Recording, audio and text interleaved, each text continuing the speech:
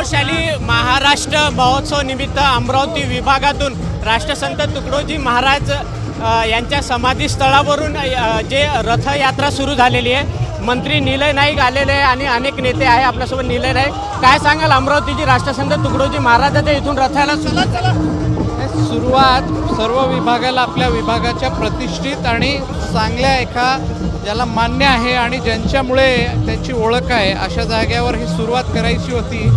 आज आम्ही हा राष्ट्रसंत तुकडोजी महाराज ही जागा याच्यासाठी निवडली आहे की विदर्भाचं स्तंभ म्हणून यांची ओळख आणि शांतीचा संदेश असं यांनी दिलेलं आहे, म्हणून ही जागा आमच्यासाठी विदर्भासाठी महत्त्वाची आहे। आपल्यासोबत ग्रामीणचे जिल्हाध्यक्ष संतोष महात्मे, आपण त्यांच्याशी बोलूया।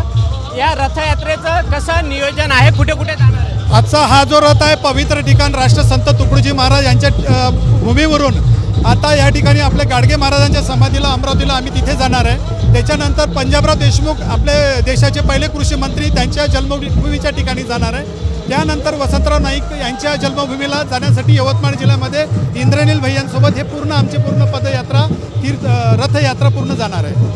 महिलांची खूप उपस्थिती आहे। खरं या रथयात्रेमध्ये हा गौरवशाली महाराष्ट्र असल्यामुळे महिलांनी फार मोठा सहभाग दिला।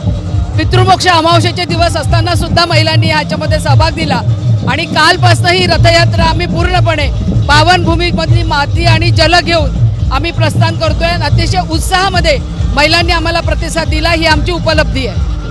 सर्व अमरावती जिल्ह्यातील धार्मिक स्थळं आणि महापुरुषांच्या ठिकाणाची माती आणि जल एकत्र करून या रथयात्रेला मोजरी राष्ट्रसंत तुकडोजी महाराजांच्या इथून सुरुवात झालेली आहे। कॅमेरामॅन अमोल देशमुखचा प्रणय निर्माण, एबीपी माझा, मोजरी, अमरावती। एबीपी माझा, उघडा डोळे बघा नीट।